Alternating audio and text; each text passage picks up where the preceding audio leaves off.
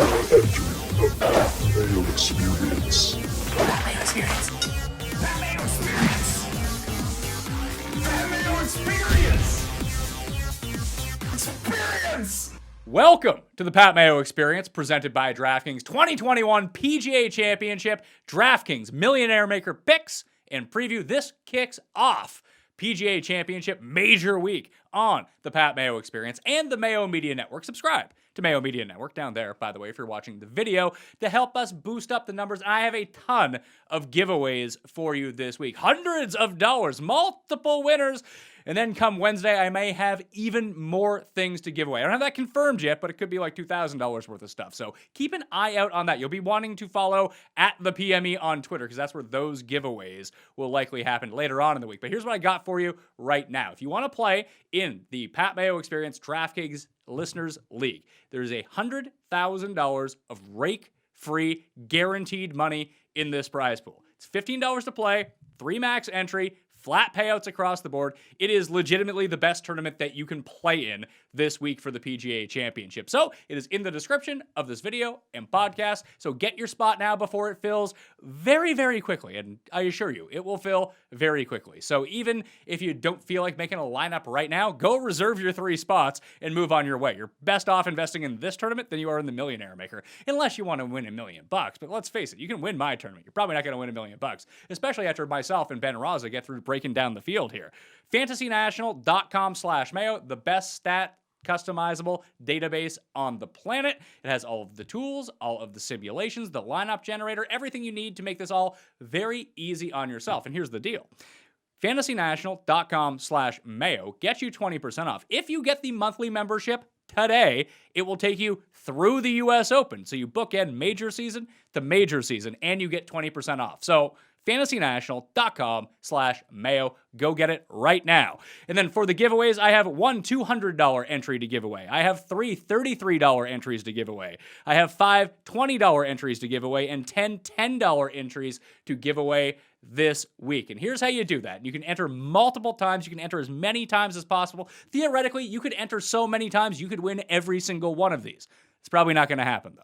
Either way, you could win one of them, because there's a bunch of these that we have going on. 1, subscribe to the Mayo Media newsletter. You find that in the description. Boom. You do that, you're in. I'll have your email. We're good to go. Also, every time that you see a tweet pop up on Twitter, or you see this on Facebook, share it, retweet it. Boom. That's another point to get into one of these draws. And the big one, worth 10 points if you leave an audio podcast review on Apple Podcasts. I'm sorry, all you Spotify listeners and Google listeners or whatever you use that's on an Android.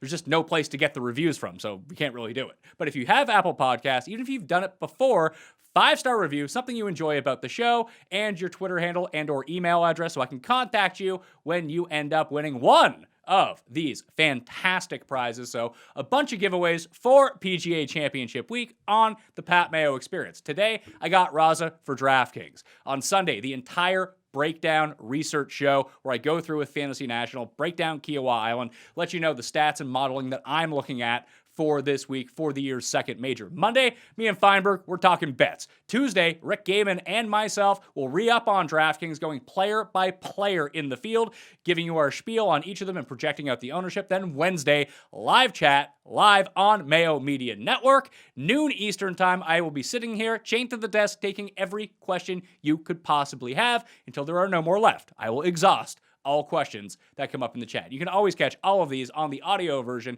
on demand after the fact. But if you do want to get into the live chat, that's only going to be on video for the live chat purpose of that show. Also, check out all of the other shows on Mayo Media Network. Sky and Tom are going to have a European exclusive breakdown of all of the Euros you may not know in this field. And they are riding hot right now with their Euro picks, and maybe one of these guys can sneak over. I think that is everything. Oh, Ben Rasa from Awesemo.com is on the line right now. Do you know that there's going to be a live final for DraftKings Fantasy Golf World Championships this year?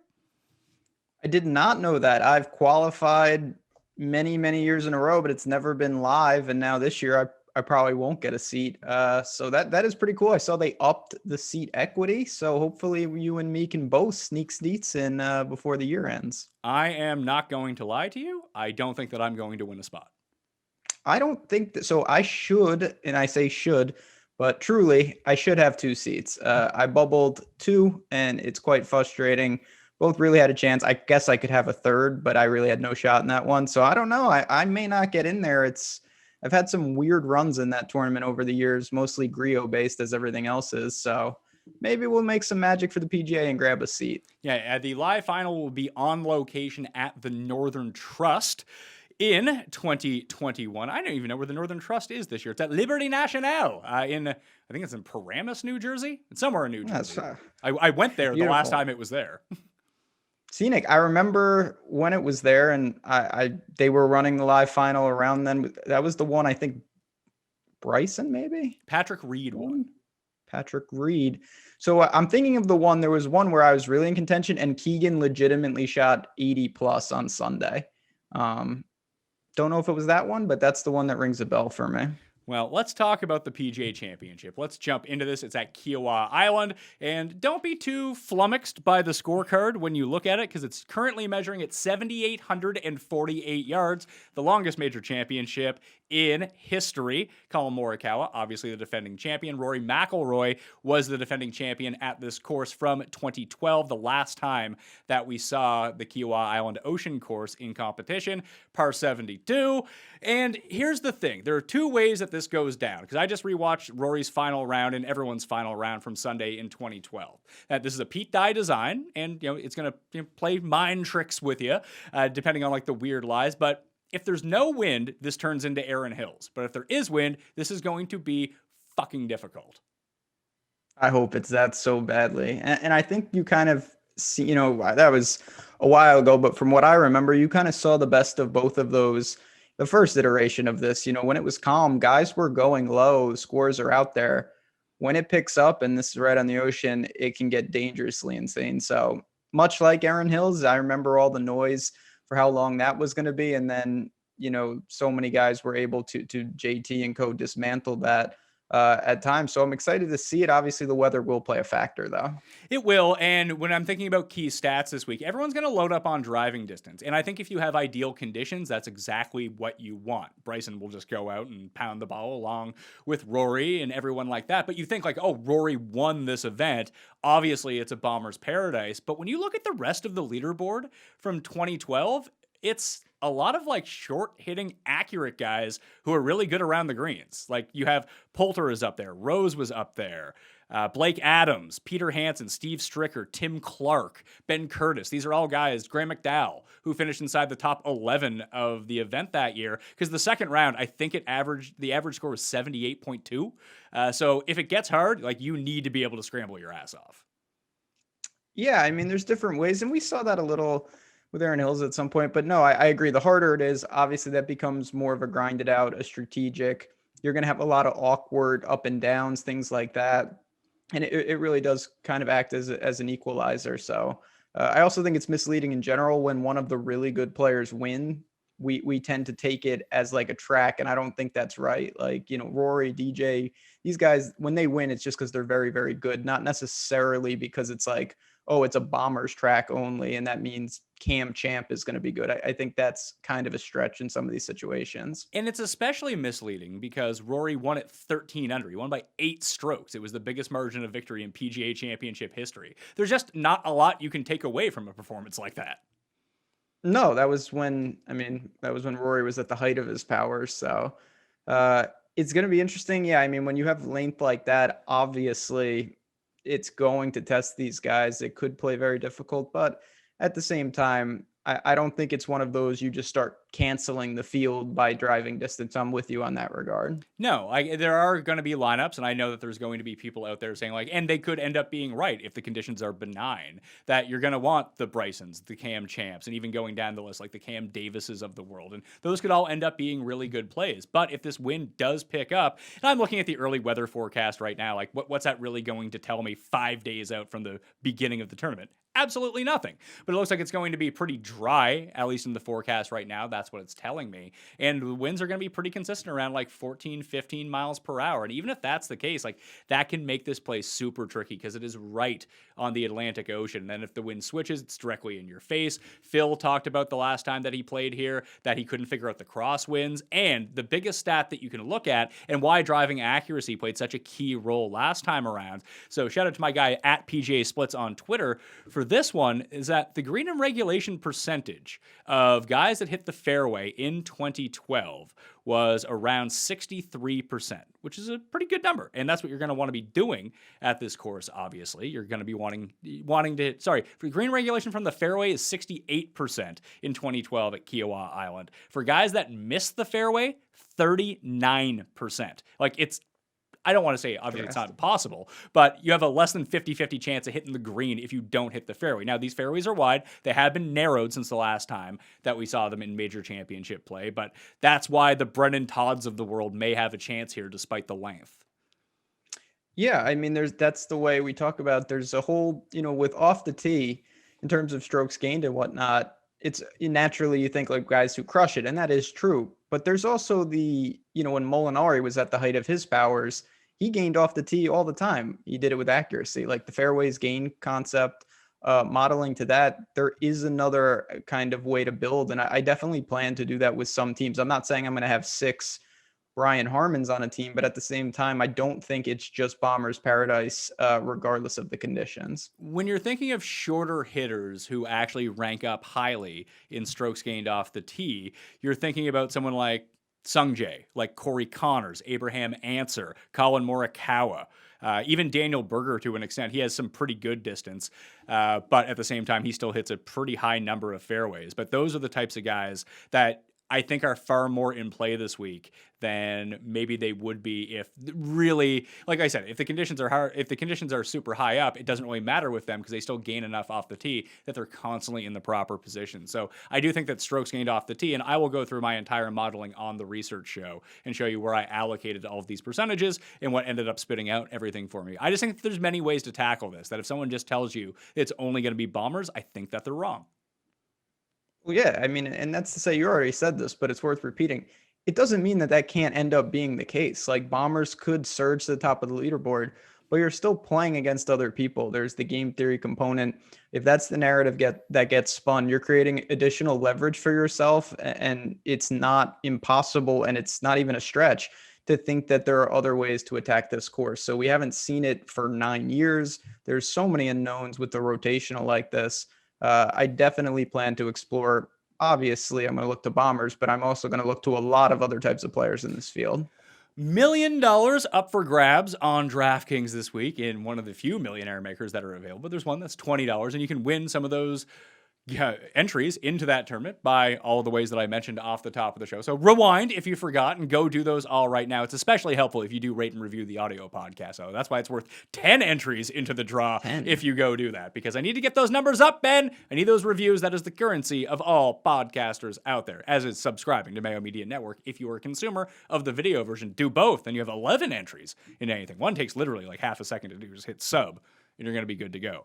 10K level at the PGA Championship. Rory is the most expensive player on the board. He's the defending champion at this course. He is coming off a win at Quail Hollow, where he has now won 3 times in his career. He's $11,500. Justin Thomas is 11.3, DJ 10.9, Rom 10.5, Bryson 10.2, and Jordan Spieth 10.1. Those are your guys that are above $10,000 this week for the PGA Championship on DraftKings. I look at it. The numbers lean towards one guy for me by a hair. John Rahm comes out second when I run the numbers. Ben, do you want to guess who's number 1? I'll say it's Justin Thomas. It is not Justin Thomas. It can't. Are you going to what? Spieth? It's not Jordan Spieth. All right, I'm doing good here. I'm eliminating them one by one. Bryson. It's big, beefy Bryson. Doesn't this seem like a course where Bryson would just eat it up? And not just because of the driving distance. Like, just go look in the types of tracks where he plays really well, and even go back and look at some of the shorter courses where he plays really well. Like, he's played really well at Heritage over time. We just saw him play really well at the Players Championship. Those are Pete Dye courses. Bryson's an anomaly. It's very difficult to peg him because the putting aspect with him is so polarizing. Like, he's obviously known for what he does off the tee, and probably rightfully so, but he also just has the additional out where he can get insanely hot with the putter, and that's pretty unlikely with the other top end players. It's not like they can't do it. I mean, Spieth is in that category too, but so Bryson's got the rare combo. I just wonder what happens to Bryson if it plays freakishly difficult. That to me is still an unknown that I'm not sure what we get from Bryson in those conditions. So my counter to that would be if it does get freakishly difficult, and I mentioned that you have a below 40% greens and regulation rate from guys that miss the fairway. Bryson has shown that when you're dealing with thicker rough, he doesn't really care about that. I know there's going to be a lot of extra distance at this course compared to something like the U.S. Open or even the Arnold Palmer Invitational, which we've seen other courses with very thick rough. And maybe he gets in his own head and he talks himself out of everything. But he has so much power with his irons, and he's so much closer to the hole than a lot of people, is that I'm not too concerned about him trying to chop it out of here or chop it out of there. I think that actually kind of works to his favor. So I definitely get that. And I mean, not that he was in much trouble at the US Open, but he kind of proved that. Like, he was willing to sacrifice some of that for the length and his ability with his irons that are all the same length or whatever. I worry a little about the around the green. His around the green game is lacking compared to most up there. But, Bryson's going to be a guy that people are going to go to naturally because his biggest asset correlates to the image of the course with his off the tee and this length. Rahm would be the guy that I would go to. We'll see what he ends up doing at Byron Nelson. Not that I care about that, but he's someone that also has plenty of length. And I think his game is just a little more well-rounded at this point. I would tend to agree, but Rahm kind of strikes me right now. If you're looking for someone to come inside the top 10, pencil in John Rahm. But I'm playing to win here, man. And Bryson is, whenever he's in contention, he just kind of smells it. He doesn't win every single time, obviously, when he ends up getting into contention. But at these big stages, he's either kind of out of it or he is the absolute front runner that you're like, oh my God, here comes Bryson. Justin Thomas is kind of the same way. Like, if he's in it on Sunday, you're like, uh-oh, here comes Justin Thomas. It's just like, uh-oh, here comes Bryson. Rahm recently doesn't really have that, I feel. No, I mean, there's no doubt that Rahm's biggest quote unquote asset had been his made cut streak. He's on a somewhat of a drought in wins. I mean, it hasn't been long. It's been like a year, but for a guy of that caliber, I see that. I do think that Bryson has the probably, the weird, almost like most likely to win and most likely to miss the cut of these guys because he is so polarizing. But I still think in a PGA championship like this, there's so much depth to the field. Not that I want to pencil in an eighth for Rahm if I'm playing him, but I do think you can get some security with Rahm. And I still think that, similar to Rory when he was in the drought, these guys can turn it on and knock down that door pretty quickly. Oh, absolutely. I'm just trying to, when you're talking about the very top end guys in this field, the entire thing that you can do is just nitpick here or nitpick there, or believe in the narrative that you're going with. We didn't even mention Rory, who's the highest priced player. He's probably also going to be the highest owned player. And he's so expensive that I've tried to build a few lineups with Rory so far. It gets dicey quickly. And what do you think that the ownership, just blind guess on what Rory is going to be this week? Because if it's over 20%, it's going to be super tough to actually play him. So just, again, it's very early. I'm just throwing this number out. The number I had in my mind was 22%. He's got the lethal combo for ownership of he's the past champ at this course, and he's coming off what was like a resurgent win. So everyone who was worried about Rory coming off what was a low point at the Masters is now feeling great. And people just think, well, Rory's completely back. It's time to go. I will say the price is a little difficult, so maybe that'll suppress it a bit, but it's hard to imagine he's not hovering around 20%. And if you do end up playing Rory, and if people do end up doing it, and Rick and I will go through the full player-by-player breakdown on Tuesday with updated ownership projections, and you can always get those at fantasynational.com/Mayo for 20% off. Once again, the monthly PGA Championship through US Open. You're playing both those, even those 2 weeks, plus you get all the events in between where like the real money is to be made on DraftKings and the non-major events. But fantasynational.com/Mayo will get that for you. If you play Rory, it's just going to be hard to play another guy above $10,000 is the thing. So you're probably going to see a lot of Rory Spieth lineups, I'm guessing. So, yeah, I mean, you may see some, but you're going to see a lot more Rory Xander lineups, probably to suppress it. I think the double down up top will probably be Rahm Bryson.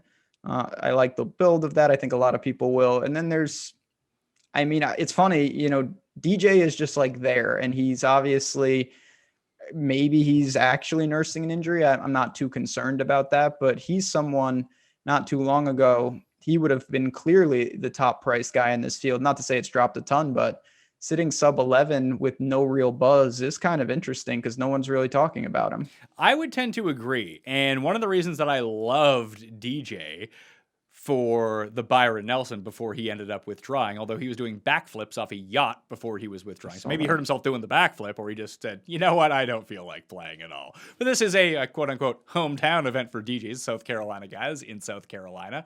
We've seen him play pretty well at Pete Dye courses. One angle I wanted to run by you, where very rarely do you see a course this long, for one thing, but very rarely do you see Pete Dye courses be major championships. In fact, outside of the 2012 PGA Championship, we've only seen it twice before. That was 2010 and 2015 at Whistling Straits, where the Ryder Cup is going to be this year. And DJ did lose in a playoff in 2010 at the PGA Championship. So I just thought that was interesting just to kind of note that with the weird Dye setups, now obviously they're two different courses, but they do kind of require a full test of your game. And what I see with DJ right now is his driving was kind of bad for like a month and a half. That's back in full. The driving has been excellent, basically post-Masters. The Masters was just kind of a blip for him like it was for Rory. The approaches had been absolute dog shit for ages. Now all of a sudden he's gaining 5.1 and 3.5 in his past two starts. Like, okay, here come the irons. Now he can't chip or putt, but I'm not too concerned about that because that's something that DJ normally does pretty well.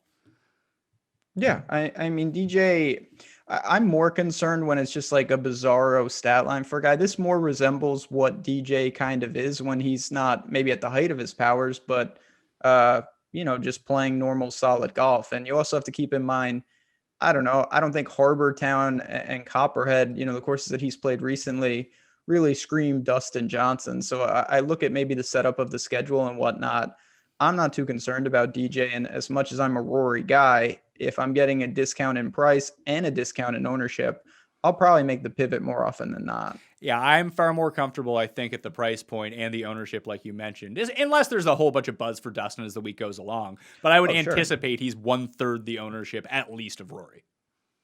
So would I. And as I've talked about a lot on these shows, like you're talking about head-to-head matchups where it's like minus 130 maybe on one side. You're not telling me one of these guys is like 3 times more likely. So it's not to say to cross them out because you've got world-class players up here, but stealing that ownership, especially, we're going for a milli on this show. That's what we're doing here. You got to find edges when you can find them. Then that leaves Justin Thomas in a weird dead zone at 11,300. Because I do think that people will be off of DJ, and then everyone will point out that no one is owning DJ, and then his ownership will rise because that's just what happens. And then Justin Thomas is just in this weird zone that a lot of people would just say, fuck it, I'm going to pay $200 more and use Rory here. And why? There's no course that doesn't suit Justin Thomas, so why not this one? No, it's just he of all these guys. I mean, I wasn't too concerned, to be honest, with the putter, and now I kind of am. And I know it's the highest variance club, so it's not like I can't stomach just crashing and burning. I play a lot of bad putters all the time, but he just looks really, really like he's searching. It was at Valspar, it was ridiculous, and at Wells Fargo, it wasn't good either to say. His irons are probably the best in the world, so it's not like he can't handle it. I know he can. He's going to have to fix that putter and at least keep it neutral this week. The one thing I wanted to look at was this was the first and only PGA Championship that's been played on, and I'm going to screw up the pronunciation of the Paspalum Greens, that run a bit slower. So normally we only see those Corrales, Puerto Rico, Mayakoba, and those old Kuala Lumpur events where Justin Thomas used to just run train on everybody. So I think, but it does seem like because it's not being played in August, it's being played in May now, that it might be a bit more Bermuda-y and a bit faster. At least that's what I've been reading up on. That's what the guy who used to run the course said what would happen. So I'm going to take his word for it that maybe they run a little bit faster. But these aren't the Masters greens. They're not wildly undulating. They're kind of straight. And if you can figure out the speeds, I don't think that they're too tricky. Yeah, I mean, that's always the weird question with putting. I felt like we've brought this up and people debate this, if the greens are super straightforward, does that blur the lines between the good putters and the bad putters? Or does that make the good putters even better and the bad putters more exposed because of the simplistic nature of them? That's something I never know what to do with putting when we get these slower greens as opposed to putting on glass at Augusta. The other thing, too, is Jordan Spieth is up here. And I've been trying to talk myself out of playing Jordan Spieth, but I can't think of a reason to not play him here. Why wouldn't I play him? Yeah, I mean, he's found it. And it's almost like he's come back better than the original version in the sense that I mean, it's still crazy wizard stuff that no other player does, but the irons have just been so good. And he's got like just a perfect formula. You know, he's on the web formula of obviously off the tee. He's got to have to hold it together at a place like this, but he has to do that every week. And there is nobody better of working in and out of trouble. He masks so much with the putter and the short game and even the irons at this point. So I get it. I guess he's in a weird situation for me because if you start with him, you're going pseudo balanced, then I don't mind that, but you're giving up a lot. If he's your second man in, it's going to be pretty difficult. So he's in a weird zone in that regard, whether he's your first or second guy in. Well, let's go to roster strategy this week, because I think that really kind of dives into, do you want to go stars and scrubs, or do you want to go with a balance and start with the Spieth, or hell, just fade everyone above $10,000 and load up in the nines? It's not like those guys aren't good. All of those guys could most definitely win this tournament when we look back at the end of the week. But there's 156 players in this field. The cut line is top 70 in ties this week. I made this mistake last year at the PGA Championship where I just assumed it was top 65 in ties, but it's not. It's top 70 in ties. And this is a very international field. Plus, there are 20 PGA professionals from around the country that are in it. So it's 156 players, minus those 20 who are like absolute jabronis. One of them might make the cut if they're lucky. So realistically, like, you can get away with more stars and scrubs because you also have guys from the Korean tour, like guys that most likely are not going to make the cut when it gets to Saturday morning. That this field is actually a little bit smaller than it looks like on paper. Plus, the cut is larger than we see at any other tournament. No, that's a really good point. I mean, when you really think about it, you're getting 5 extra spots. You could probably reserve them for all the creative players, and when you remove that, you're down to like an invitational type field. I'd say there's like 120 players for 65 spots in that regard. So you can be a little aggressive. It's just a matter of like, are you going to completely wash away the 8K range? Because you're probably going to have to do that if you double up on 10s. You're going to go, either 2 north of 10 and then maybe 4 7s, or, incrementally paying down with a couple 6s. So it's just going to create a vacuum in the middle. Now, if you get by, obviously you can do that. That's just one of the opportunity costs you have to endure. Does it mean anything to you that when you scan the leaderboard from the last time that a major championship was played here, it's basically all Euros? So it means to me that they're just more built to handle freakish conditions. They see crazy shit over there all the time. And when it gets like that, I think they're just more able to grind it out. Like you said, what was it, Friday? The average score was like, 77? You said 78? Yeah. Yeah. Like you rarely see that over here. In Europe, they're just better suited to posting 75 and picking up strokes. So I think there's something to that. I think it goes back to what you're saying at the beginning, gaining fairways without distance. That goes a long way when you're dealing with something like that. And if that's the case, let's get to the 9K range. And there's a guy who does those things perfectly. Not the best around the greens, not a great putter, but if you're looking for the good version of the Abraham Answer, Corey Connors type player that I was mentioning off the top, who's going to gain a ton of strokes off the tee, yet he's going to hit basically every single fairway. And then it just turns out he's also the best iron player in the world, especially from over 175 yards, where most of his approaches are going to be coming from. I mean, I don't want to be the guy that brings his name up every single time, but if you just look at Justin Thomas's stats, this is Justin Thomas without the chipping. It's Colin Morikawa, the defending champion, whom no one's talking about.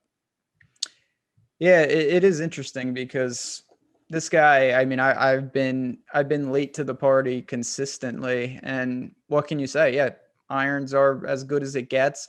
Putter is bad, but you don't need to be bad. You say the putter is bad, and I would most certainly agree with you, but he's also the same sort of player that we also love to target, that when he putts well, he tends to putt really well. 8 strokes positive for the PGA when he won it.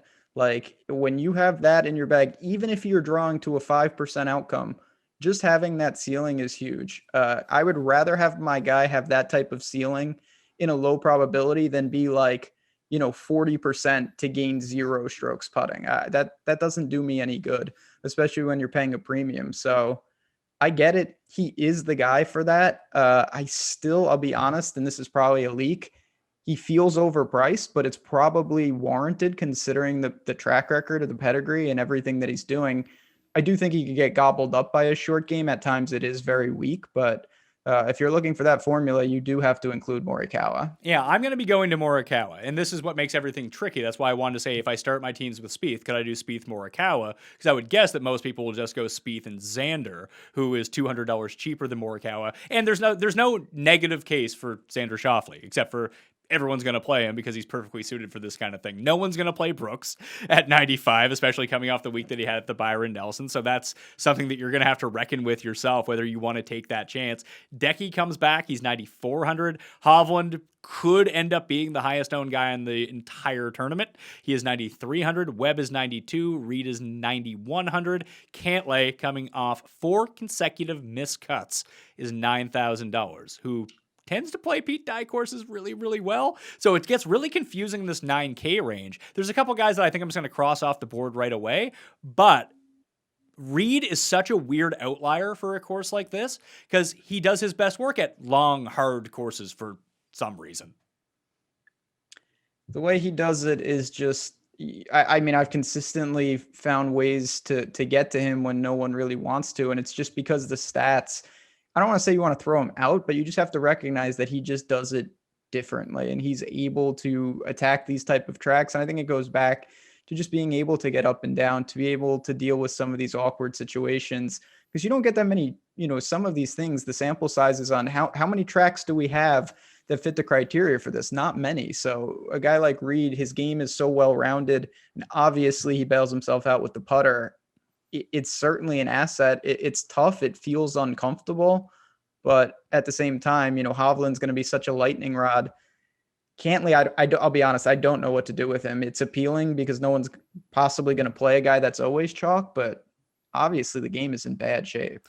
Game's in bad shape. Those 4 missed cuts in a row. He's lost on approach in each of those 4. He's lost in putting in each of those 4. The driving actually isn't so terrible, but long-term, when you look at his numbers, they're excellent. If you had gun to your head, and I'm sorry to do that to you and put you in the spot. Don't wet your pants, but Cantlay or Brooks if you had to play one. Oh, Cantlay. That's not close to me. Okay, so just right off Brooks, essentially, is what you're saying. Because his stats from the Byron Nelson mimicked what we saw from his stats at the Masters, is that driving, really good. Chipping, really good. Couldn't putt, couldn't hit an iron to save his life. And the putting is especially worrisome, and I fell into the trap at the Masters. Oh, he's super low owned. I'm definitely going to play him. I'm going to feel like a genius when Brooks was faking it the whole time. But, dude couldn't even bend down to read the putt, so that's a problem. It's a problem. He, to me, and I get it. I think, when you're dealing with Brooks could be, I think, significantly lower owned than Cantlay even. We'll see what those percentages shake out. Cantlay is worrisome because you just mentioned the irons and the putter are not clicking, but to me, he's in the bucket with Finau, not with Brooks. What do we do with Webb Simpson, who's coming off a last-second withdrawal with a neck injury? Because if it plays tough, and it's a Patrick Reed type of event, I would think that would lean towards more of a Webb Simpson type of event too. I would agree. Certainly he's more on that side of it with Spieth as well than obviously the Bombers. I just worry a little bit that we're starting to really put an emphasis off the tee, and I'm worried that Webb might not be able to handle that. Maybe if it is burnt out and whatnot, and some of those factors aren't as big of an issue, but Webb certainly, I think we all know, isn't up to speed. The rest of his game is as good as it gets. So I get it. I would rather play Reed, and I would rather play the chalk with Hovland. It's really just the injury. I mean, the chalk with Hovland's so tough because if you get somewhat soft conditions or it's not windy whatsoever, I mean, the biggest comparison that I make to Vic is Rory, that I could see Vic going out and just tuning everyone, and this is his coming out party. I mean, what else can you say? He reminds me of Rory as well. He could absolutely decimate the field. I think the PGA is also more ripe to get guys. I mean, these guys are ready to win anyway, so I don't even need to say that. But Hovland absolutely could get that in the right conditions. And one of his wins did come. Actually, both of his wins came on this putting surface in Puerto Rico and Mayakoba. You see, it's You know what's funny? We don't even talk about the Masters champ. Is he really going to win 2 majors in a row?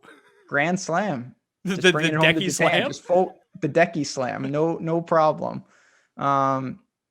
It's tough. I mean, I don't know if he could put a repeat of the putter with that. I tend to probably think he'll get squeezed for me, but it's just, I don't think he's going to be popular at all. People are just not, that he had his moment, they move on. So who would you project to be the 2 like most popular plays here? Because at the end of the show, I did this on my very first look show where I made a play the good plays lineup.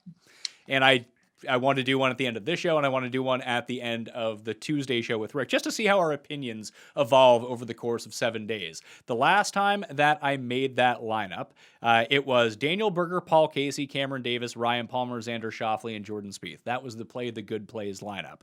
I know for sure that Vic is going to be in that now that I have thought about it a little bit more, and everyone else realizes that too. So obviously, the good plays lineup going to be a little bit different this time around. So Vic is the good play. Xander's the other good play from this range, though, isn't he? He is. Xander, I mean, seemingly, we've talked about this a lot already in his career. The guy just shows up at the big time tournaments, and although he doesn't win as much as maybe he thinks he should, or maybe he should in general, you got to give him credit no matter what. Each time, Masters, US Open, anything, he's right there. And the way he can drive the ball, the way his game is well-rounded, it's very, very impressive. The problem I have with Xander, he's perpetually popular. It makes it very, very difficult. Now, do you want to explain for people maybe tuning in for the first time ever why that makes it difficult to play someone like Xander Schauffele? So what ends up happening when you're talking about fields this big, it's not to say that you can have some ownership associated, but you get into situations where you're just playing like 2v2s with lots of people, dozens, hundreds, thousands of people sometimes, because you've got permutations that there's only a certain amount of options based on who you click in. So if you click in Xander and you click in Hovland, you only have 4 spots left, and everyone else that does that only has 4 spots left. It starts to become, if you keep going chalky, there aren't that many combinations. So the problem with a guy like Xander, the opportunity cost of clicking him, you're not leveraging at all. And if Xander wins, that's amazing. Awesome. You're in great position. You have to beat 25,000 people or more who have Xander as well. So now you're playing a 5v5 tournament with tens of thousands of people still. So it's a difficult situation. It doesn't mean blindly fade all the popular plays. But you have to keep that in mind when you're building in large field tournaments. And I think that's where you need to pick your spot with the popular guys that you want to play. I think a lot of the discussion about ownership in this sense always comes down to, someone's going to have the same lineup as you and you're going to split it. That's not what I'm concerned about. What I'm concerned about is that if I get it right, I want to make sure that I have as little competition against me to actually get to the top. So that's why we say something like, hey, no one is using Patrick Cantlay. Now, I don't think that Patrick Cantlay is an especially good play. But let's say that you play Patrick Cantlay at 4% ownership this week. If Patrick Cantlay wins, you're legitimately live to win the Millionaire Maker. If Patrick Cantlay won at 4% ownership, and then you took all the 6 of 6s that have him, you are talking about maybe a couple hundred teams. As opposed to if you did that with someone like Xander, you're talking about thousands and thousands and thousands of teams. So that is huge. People who talk about duplicating lineups, you can alleviate that no matter what you do if you just leave $200 on the table. Like that washes that away immediately. What you can alleviate is that you have to beat hundreds of 2v2s of random guys. And it's so difficult to get into that situation when you're talking about $1 million up top. For me in the 9s, Morikawa, Hovland, I'll probably end up between Reed and Webb. Because I don't want to be the guy that says, Hovland's too popular, when I know that he's a good play. I'm playing the Hovland chalk. That is not, I'm going to leverage with a lot of crazy things as we work down. I'm buying Hovland. I like Reed. I'm probably going to roll the dice, certainly more than you with Cantlay. Maybe. I just don't think that Webb is going to be all that popular. And I look back, I know he has the neck injury, but it seemed like he also just didn't want to play at the same time. Yeah. But you have a 9th at the Heritage, 12th at the Masters. He missed the cut at the Players, a tournament that he's won before, which is really weird. 6th at WGC Mexico, 41st in Phoenix, 4th at the Sony. That's his track record so far this year. It's pretty good. It's very good. And I mean, missing the cut at the Players, nobody gets it through that unscathed. Like everyone misses the cut at the Players eventually because it's just a weird course like that. So nothing I can knock Webb on. I just worry that the off the tee game could get gobbled up. It could get gobbled up, but he has vastly improved his off the tee game over basically since the COVID break return, which is funny because he doesn't have the 10 strokes gained putting type events that he's had in the past when he goes out and wins. But like at the Heritage, 4.5 strokes gained off the tee, and WGC Mexico, which was actually in Florida, 1.5 at the Sony, 1.7. I know that those are shorter courses, but even at the Zozo last year, gained 4.6. Like he's hitting a lot of fairways, and if you're gonna be a guy like over the past 5 tournaments, he's gaining 1.4 strokes average per event off the tee, and even when you date back to his last 20, he's still in the positives over the average of those events. Like he's not losing strokes off the tee like he's Kevin fucking Na anymore. He's actually decent off the tee now, and that's when his irons and putting show up. Just being decent off the tee is fine. It's like when Corey Connors gains 0 strokes putting. It's like, oh, he's going to come in third. This is great. If you're as good as Webb is in certain categories, you just need to wash away. Like you'll take the 0 for sure. And that's the thing. That's where I think we differ. I don't know how likely it is that Webb gains 0 strokes off the tee this week. I think that he does. I bet you that. I bet you. I will bet you that he finishes in the positive in strokes gained off the tee this week. Okay. Well, he's only got 2 rounds to do it. So we'll see how what he's made of. dare you? Sorry, but I have to bet Webb Simpson to win now. Unfortunately, we're talking about a lot of guys, and obviously we'll narrow down our player pool as it goes along. But I want to really highlight the guys that I really like, that I'm going to put my stars next to on fantasynational.com/mail for 20% off, by the way. And then I'll narrow it down from there. So I want to make my initial round of cuts. And listen, when I talk to Feinberg and then when I talk to Rick, they might just talk me into other guys and I'll have to reassess the entire situation. That's how this process works. That is the fun of building your DraftKings lineups. But once we get into the 8s, I kind of think Cam Smith might win this tournament. I am going to bet him to win this tournament. Well, there we go. If Cam Smith wins, you won't be seeing you search for Jazz Raz is not going to come up in the top 500. That's for sure. Cause everything I said about Webb is true to him. He is playing so good. His short game is incredible. I have trouble with him because again, his off the tee game is not good, but he seemingly is in a zone where he's getting away with it all the time. But I think that changes at this course. He's really almost like the putting with Morikawa. Cam Smith's driving is either really good or really bad. He very rarely breaks even with the field off the tee. He's in the water 3 times on a hole, or he's really good. How is that possible? I get that with putting because it's high variance. Off the tee is the most repeatable one of the 4 stats, yet Cam Smith has the old, erratic. I mean, you're not wrong. I'm looking right now and it's pretty stark. He doesn't have much where he's around 0. It's either really bad or +3. I don't know what to say about that. That just proves how absurd. And I don't even have stats from the Zurich where him and Leishman won. So I get it, but my God, that's Cam Smith major winner.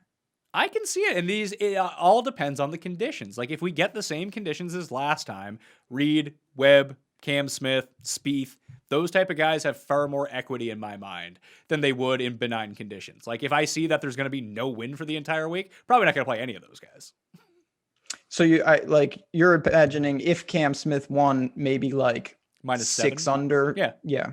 Okay. That's fair. I do think there's sometimes what I like to do in majors in particular, if a new course is pick, around the winning score and work backwards. Okay, if the winner is -8, to me, that eliminates some plays that I actually like for those teams because certain guys are not going to win if it's -8. They need it to be -15. Kind of like with the Byron Nelson. I know it's a different tournament, but you need your guy to be -25. If you think he's someone who's more apt to shoot a 9 under in tough conditions, well, that's the wrong tournament for that guy. It almost goes back to the old school Brennan Grace effect, where anytime that you kind of ratchet up the difficulty, it's play Brennan Grace. I mean, he's not that guy anymore. Although maybe this is a course Brennan Grace. He did just win. Didn't he win? Yeah, he won on this grass type at the Puerto Rico Open against absolute scrubs.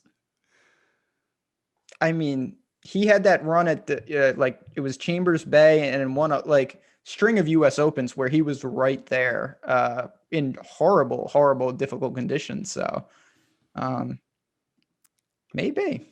Well, it's tough because Cam Smith is the most expensive at $8,900 of the $8,000 guys. And I think that might push some ownership off of him because you have visibly, quote unquote, better players that are cheaper, that are right by him, that it's so much easier. It's more fun to click Zalatoris. Berger is just objectively a better player at this point of his career, and he's $200 cheaper. People love playing Finau. Scheffler, Fitzpatrick coming off a missed cut. Maybe people like sour on him a little bit. Sungjae is 83. Fleetwood, Rose, Hatton, Louis. The bottom of these eights, if you wanted to play like if you wanted to play Rory, and you play like Rory, Fitzpatrick, Rose, not even Rose, although Rose finished inside the top 5, I believe, the last time that they played here. And Rose just kind of shows up in these big events now.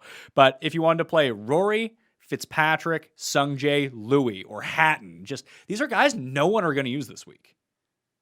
And this is where I think there's some win equity associated. These are players. Like, these are guys, when they get in weaker tournaments, they're 10-5. And when they're in their top form, they're in the 9s in majors. Like, Ty Hatton is someone that's shown that ability. Sungjae is extremely well-rounded. Finau, to me, is in the Patrick Cantlay bucket. There was a time this year where he would have been amongst the favorites. Obviously, he still can't close, but his game has really fallen off. I don't know. Unlike Cantlay, though, it's a whack-a-mole situation. He's just losing here, a little there. Nothing seems consistent, and that's going to make it a difficult ownership gauge and just a difficult play in general for Finau. I told producer Paul Shaughnessy before I came in here that I was kind of digging Finau this week. I never play Finau. I never bet Finau. But I feel like this is a very good course for him and what he does particularly well when he's at his best. Listen, if he's not playing his best, he's not going to win, so it's kind of irrelevant. So I'm trying to gauge these guys about if they go out and play their best, and I think they can do that. Does this course suit them well? I really think that if Finau gets like his breakthrough win, it's going to be at one of these harder courses because his short game, not bad. I mean, Finau is a guy that, again, I do think this is an interesting dynamic. Course fit, I love the course for him. I just don't know exactly, is there a problem? Like you said, if Finau is not playing well, he's going to miss the cut again. He's just not playing well. But I'm more likely, especially when ownership is suppressed, willing to bet on a guy that I think objectively, if they played this course all the time, he would be someone that I think would be amongst the favorites time in and time out, especially if the game was in form. So there's nothing I can point to there. It's just the old short-term form is terrible. Long-term form, he would be one of the chalkier options at 86. So I'm looking at fantasynational.com right now and the projected ownership. And this just kind of updates as more members go onto the site and build their teams and favorite players. So only 62 people so far, because we're so far out from this actual tournament that only you and I are really thinking about it. But I do think that it kind of gives you a little bit of a lean of who really sticks out as like, oh, people are really gravitating towards this person or this person. Like, for example, Justin Rose. 0% ownership projection right now based on 62 people. Yeah, I mean, people are, Justin Rose has been a frustrating roster pretty much all year outside of the Masters. And I get it. I would rather play Hatton.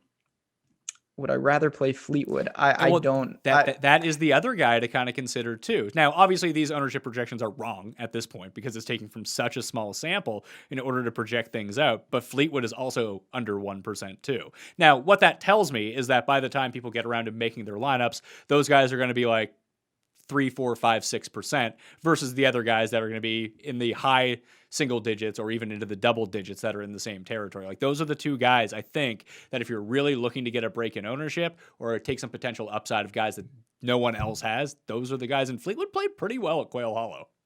I think I can already see where this is going. I'm going to start to fall in love here with Fleetwood in this spot. He was definitely better at Quail Hollow. He had a couple, at Heritage, he was 3 under, then he shot 8 over in 8 holes.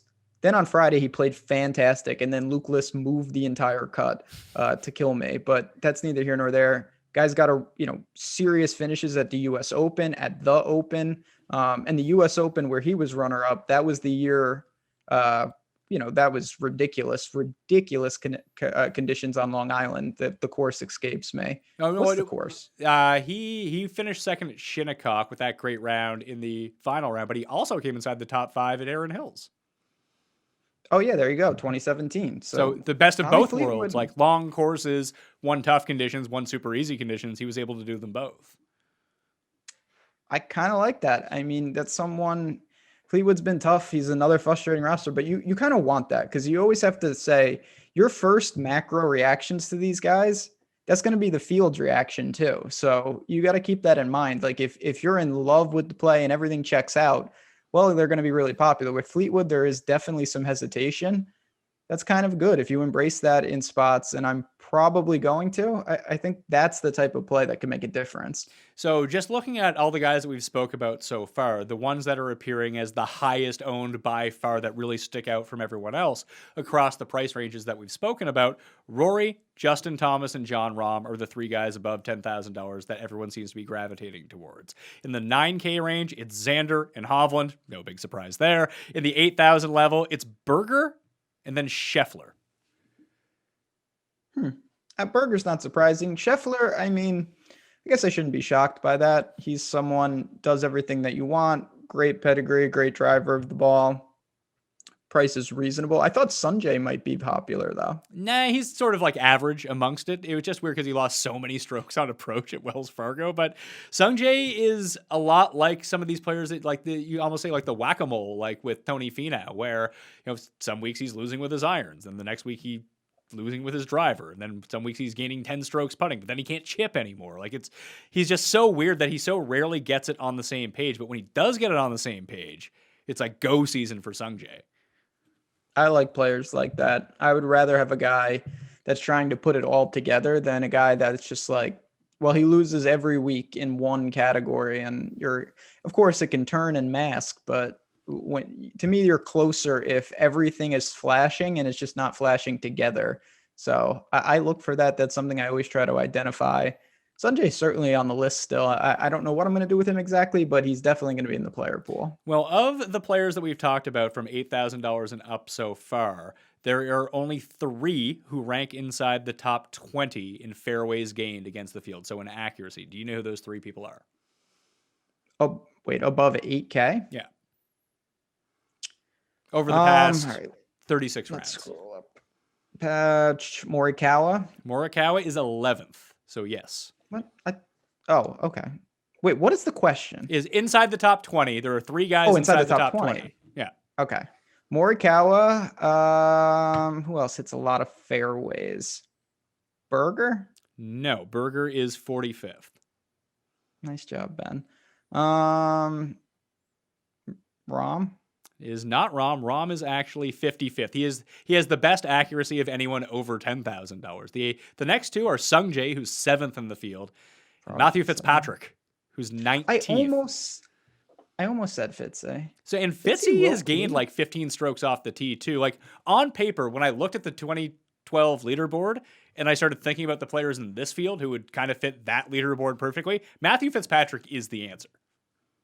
Matthew Fitzpatrick is one of those guys. When we were talking at the top of the show, he, obviously not a long hitter or whatnot. He has added some length. He's also gaining consistently off the tee. Like he has been, it's not like, oh, he's just positive a little. He's gaining sizable amounts. Now, he relies heavily on the putter. So that's something that's always puts a big strain. His irons could be better. I don't know. I mean, Fitzy's a guy. He handles crazy conditions. He's built for he knows his game inside and out. The long irons are not going to be a problem. Just a matter of can he gain the 5 to 7 strokes putting that he probably needs to really hang in there. I think that if we were just making a short list of guys who could, he's definitely on it.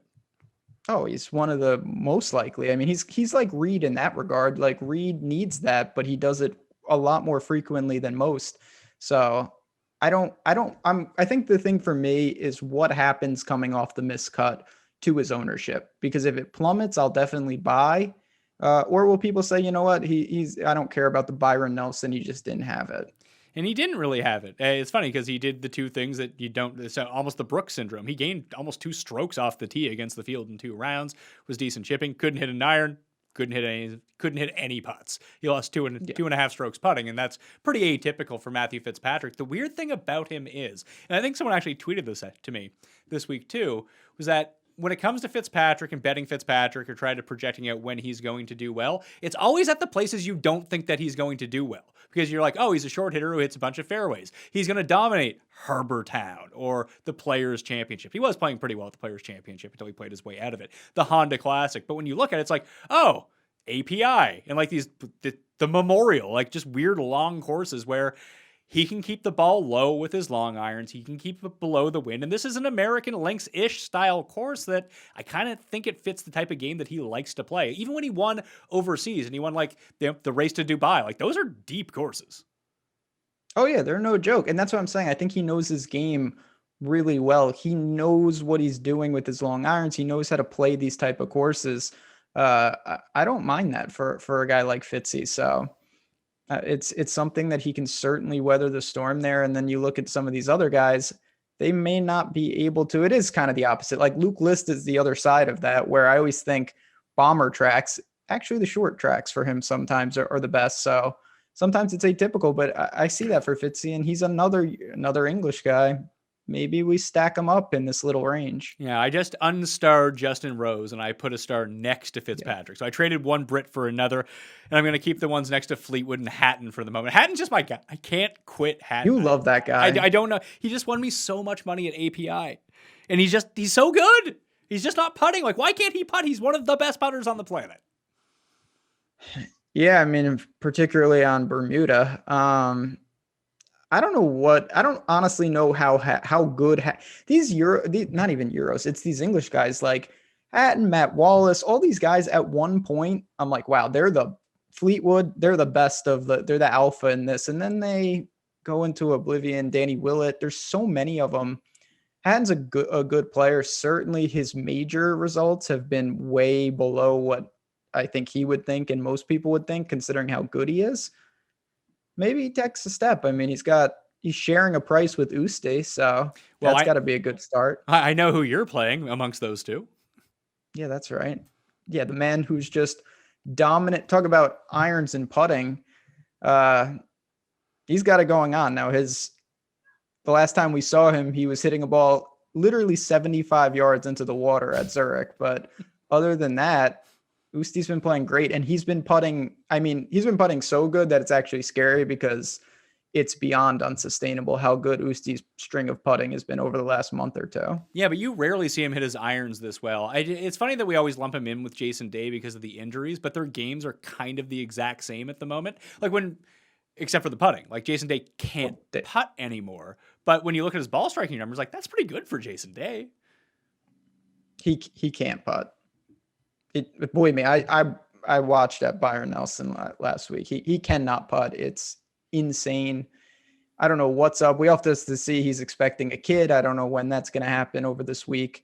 So Jason Day is someone I've been trying to buy. I just don't know how I do it with his game is in shambles. And it's so ironic that him and Ricky, who were both elite putters, are now striking it really well. They just can't putt.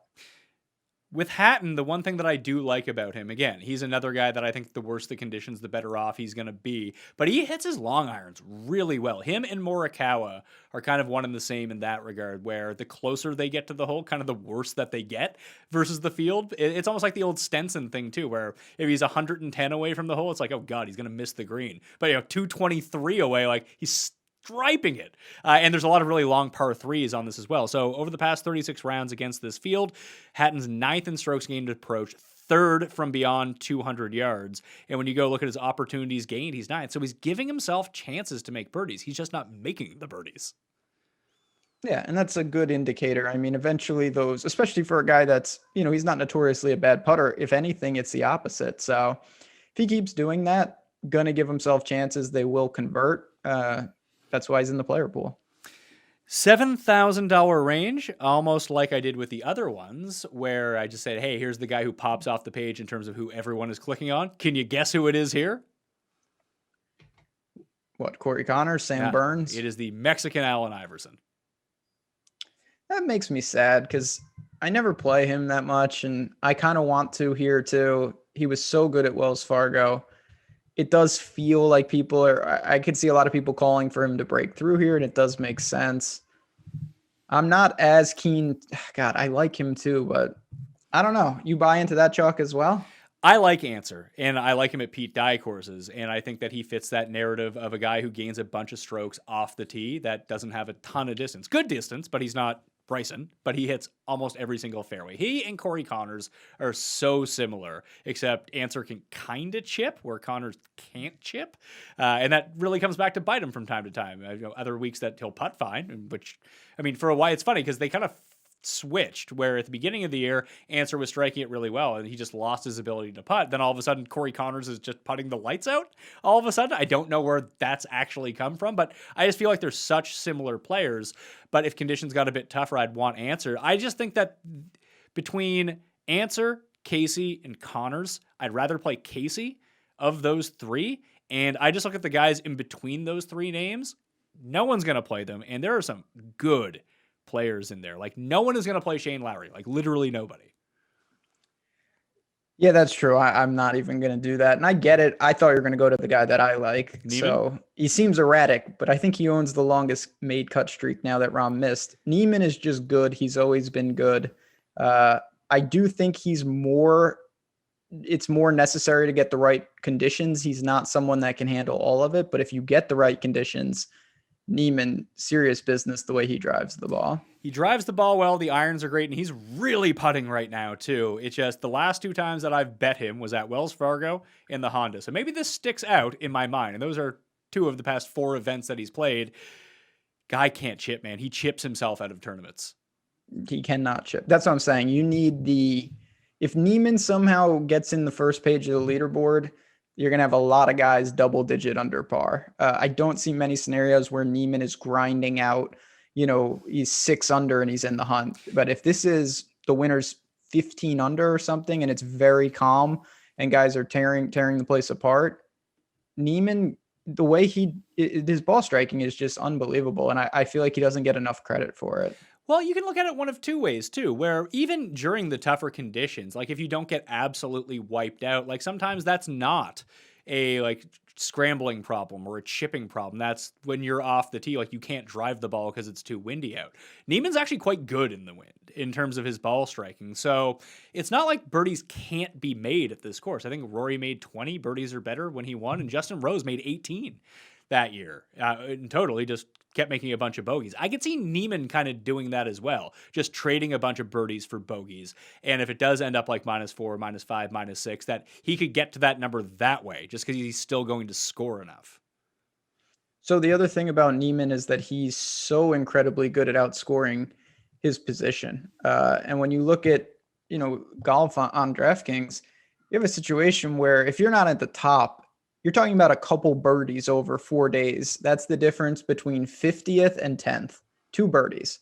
So Neiman's the type of guy, he could come in 30th, but he has the 12th most raw points. And that is such an enticing thing that he seems to do that very frequently. So that's another reason that I'm drawn to him this week. I think that this is a nice setup for Paul Casey. I will not be talked out of that. I know everyone's going to play him. I don't care. I will go down with the Paul Casey ship, something I've said many times at major championships in the past. But I feel like if there's ever one he's going to win, the PGA Championship really makes a lot of sense for him. Yeah, I mean, I'm not going to say should have won, but he certainly didn't lose it last year. He just got beat by Morikawa. That was as good as I've ever seen him play at Harding Park. Yeah, he was making putts. Normally he doesn't do that. He was fantastic. He just lost, like nothing he could do about it. I have been on that sinking ship many a times as well. That's not going to change this week, but Sergio is right there. And don't fucking do it. No, don't. Just trust me, man. I do it every single major, and it's horrible. It's a horrible experience. Yeah, I mean, I think Sergio and he's smart if he was able to conjure this up with the dark forces, the spirits. He kind of combined all for that win at Augusta, and now he's just dust. I don't know. He just putted himself out of Byron Nelson too, of course, which is pretty standard. It's just his driving is so good at times. I don't know. I mean, it's so sick too, because it's like I could take Sergio and be miserable, or I could take a guy who makes a hole in one every round in Corey Connors. Like this is what I'm struggling with. It's really sad that I do this to myself. It's funny because this show went from being the most pro Corey Connors show on the planet to the most anti Corey Connors show on the planet within the course of like 6 months. That guy, he is a legitimate Pat Mayo all-star. What I want to see from my type of fantasy golfer. He scores a bunch, great with his irons, drives the shit out of the ball, can't chip or putt. And he's Canadian. And he's putting now, though. But now I don't want him now that he's actually good. Yeah, I mean, Corey Connors was awesome when he was just like doing his thing and losing 7 strokes putting. And it was like, man, if this guy ever putts, watch out. Now he does it, and I'm just constantly underweight. I mean, there's too many pivots in this range. Like I can do the Paul Casey chalk, but the Corey Connors, if there's chalk, and I don't know if there will be because of Sam Burns right now. I don't know if I could get leverage there. So I want to go back to Shane Lowry for a second because I was only half joking about Lowry. He's making cuts, man. He has missed 1 cut since last year's U.S. Open. He was only 65th at Wells Fargo, but he gained almost 4 strokes on approach. At the Heritage, he gained almost 6 strokes on approach. Gained at the Honda, gained 3 at the Players. He has 2 top 10s over that time. Was 21st in the Masters, historically a place where he does not play well. I know he can win in tough conditions. I've seen him win an Open Championship. Like, if the weather gets shitty, I want Shane Lowry. Yeah, he's also won at Bridgestone. I know it was a long time ago, but like that course is a monster. And he won the Race to Dubai course too, didn't he? There was him when the Fitzpatrick won, the really long one in Dubai. Yeah. It's kind of interesting. The problem I have with Shane Lowry is it's hard for me to grasp what he even does well. He grinds, man. He's like Rob Lowe. He's the grinder. The grinder, that's what, because like, my God, he's a elite driver, but he's actually not. He never was a good putter. He's not particularly a good around the green player. He's a decent iron player, but he has a way to kind of put it all together at times. He is playing, I will say, you're absolutely right. He's playing a lot more consistent than I would have thought. And the around the green game has been really good. Like the chipping has been really good, which is kind of how he did it at the Open Championship. Just everything was nails. And he's one of those guys that we've seen enough peak performance from him. And the guys won a WGC, the guys won a major, the guys won a European Championship, that when he gets it right, he's really good. It doesn't happen very often. It's a lot like another guy that I'm going to talk up in Bubba Watson. Yeah. I mean, do you see any Firestone in this? I don't know. This is such a weird course. Like, I really want to say Whistling Straits is probably the one. And then I go back and I look at that leaderboard from last time. It's like, I mean, GMAC top 11. Where does he win? Well, he wins at like Sony in the Caribbean and at Heritage. Like those greens. Heritage is like 1,000 yards shorter, but it just looks like the same leaderboard. Yeah, that can't be good. I hate that course. That's my course. So is Satoshi even in this field? He has to be. He won there. He was in the field this week. Yeah. No, Kadira is not in the field. Sorry. Yeah, see, like I think there is something, we may have discovered some bad things on the show. I do think we discovered something with the Mideast, the Dubai. There's something to that. And I'm throwing out there that take a look at Firestone. There's something to that. And Bubba, if you want to talk about him, it's the same concept. He does a lot of those things as well. Who are the winners at Firestone? Thomas, Hideki, Tiger, Duffner, Lowry. I think Keegan may have won there too. Now that I think about it, I can't remember. Yes, it's been so long since that actually happened. Keegan rates out number 1 in my modeling, by the way. So if you want to know where my mind's at here. But Bubba Watson, 2nd at Whistling Straits, a Pete Dye major in 2010, 11th at this event in 2012, where you probably wouldn't think that this would be a great course. Anytime that scrambling comes in or chipping, you're like, oh, Bubba's fucked. But for whatever reason, he played Whistling Straits really well, lost in a playoff to Martin Kaima. And then you have the T11 here. Then he was T21 at Whistling Straits again in 2015. Bubba has 12 wins in his career. 5 of them have come at Pete Dye courses. I mean, Bubba's the most, we've said this, everyone knows this. He wins at the same places. He wins at the same type. He doesn't deviate. Like, Bubba's never going to be the champion golfer of the year. That's just never going to happen. he is what he is, and he kind of knows that. I think this is more a Bubba course than it's not a Bubba course. The strange thing, too, looking back at it, is in 3 of his past 4 events, he's hit more fairways than the field. So he's driving it. Like, you look at his driving numbers, they're like off the chart good right now, even for him. I mean, when Bubba gets going, whether it's Travelers or one of these other, like, it's incredible.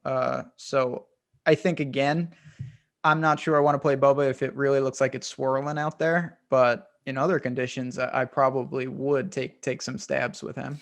Here's the other thing that I don't know how to quantify about this event. This is what I really learned when I was watching it last time. When I was watching like the Rory round and watching like Poulter go out and make 5 birdies in the first 5 holes to make a charge, that he kind of went away. You can putt from off the green here, a la Stuart Sink at the Heritage. I think and even at the Players' Championship, we saw Webb do that so much, just putting from off the green. Like, once you know the green speed, there's not a huge differentiation between like what is happening right around greenside. So if you're a historically or notoriously bad chipper, you can get away with using the Texas wedge here. I don't know how to, there's no way to quantify that unless you went and watched every shot from every player and then wrote it down on a notepad. That would be the only way to really figure out who's great at it, besides anecdotally watching people do it. Like Stuart Sink, very good at it. Bubba Watson's another one who's just a really good leg putter in general, that if he can figure out these green speeds, and I doubt that they're going to be ultra fast, that maybe that solves some of his chipping woes. It's the Martin Keimer formula. And where did Keimer win? A Pete Dye track. And at Pinehurst, where there was no rough. There was just sand and close edges. Yeah, exactly. I do think these are little pieces of a puzzle, though. Like, you take these things and you start looking at who's hitting some of these, and you're just trying to get the most, like a lotto ticket, you're just trying to get the most pinballs in the pinball machine or whatever. You get guys that fit a lot of these criteria, and then you hope that they kind of connect. Bubba's one of those guys. I think when you look at a lot of awkward correlations, he shows up and he is next to Sam Burns, Corey Connors, and Paul Casey, in this micro range. So that's also another positive.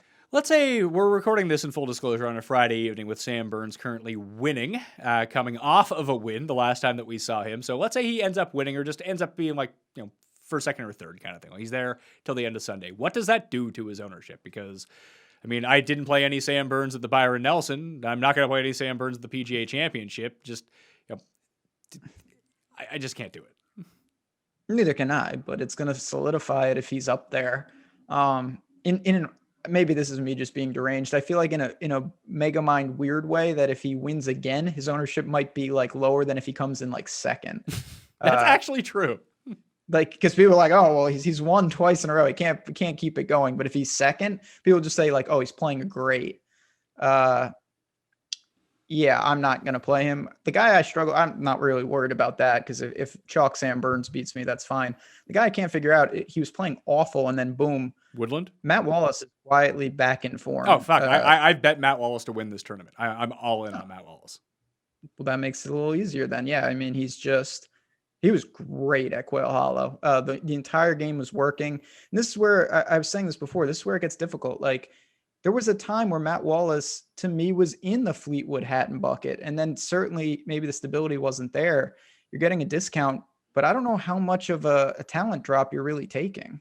When you're talking about recent form of all the Brits right now, I can't think of one that's playing better. And he's shown it. It's not oh, can he do it in a major? He's done it. He's a damn good player. He's got finishes at PGAs and other various places. So yeah, he was third at that Brooks Dustin Shinnecock. And he is a weird spike player too. Tee to green, he's been immaculate over the past 6 weeks essentially.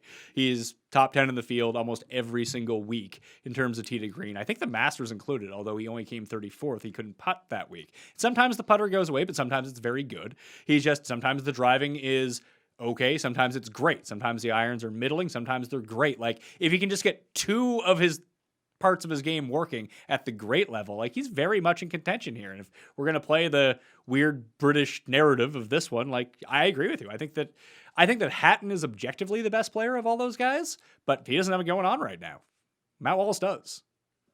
He does. So 74, if you're going to tell me that he's lesser owned than Sam Burns, that's not really a hard decision for Oh me. my God. How much lesser owned do you think that he's going to be? A half, a third, a fourth? I was thinking between like half and a third. Oh, according to Fantasy National, people do like him a lot. But this is where it kind of gets fooled out a little bit because this is so early. Do you think that Matt Wallace, like let's say Sam Burns wins, that would make it 2 PGA Tour wins in his past 2 starts. Your casual player who's entering the Millionaire Maker. I feel like they'll know the name Sam Burns. They might not know the name Matt Wallace. No, the thing that'll prop Matt Wallace up a little is the recent form has been objectively good. So people will look, but he's not someone that's, to me, going to get a ton of buzz. And again, Sam Burns right now, and some of it's warranted, he's getting a lot of love, and he probably should be. I think it's a tough sell. Matthew Wolff is down in this range. Obviously, he is withdrawn from this tournament because Cuss picked him to win the PGA Championship in January. So you know how that worked out. I saw, not to derail the show, but he wants to fight a crocodile. Now, on that list of animals that you could fight, he said that he could beat, like he would fight a crocodile. He feels like he would have a easier time with a crocodile, but he said he wouldn't fight any geese because he's scared of geese, but he'd fight a crocodile somehow. Smart. Yeah. I think in He's a general, doctor. people don't understand how vicious animals are. Like some of those things, like 10% of people think they're going to fight a bear. Like even with a sword, a bear is going to cause serious problems. You know what's really disappointing? My guy, Garrick Higo, who just won me a lot of money recently. $7,400. Like, what are we doing, man? Like, he should be. How isn't he $6,200 and why isn't he in 100% of my lineups? What is happening here?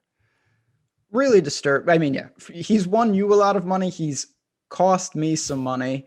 I don't really understand the price, though. I know he's playing well, but I thought he would be, like in the Brandon Stone, Lucas A. Bear range to be Dean Burmeister. That's where he should be living. Oh, the Burmista Mista lady? He could be up there?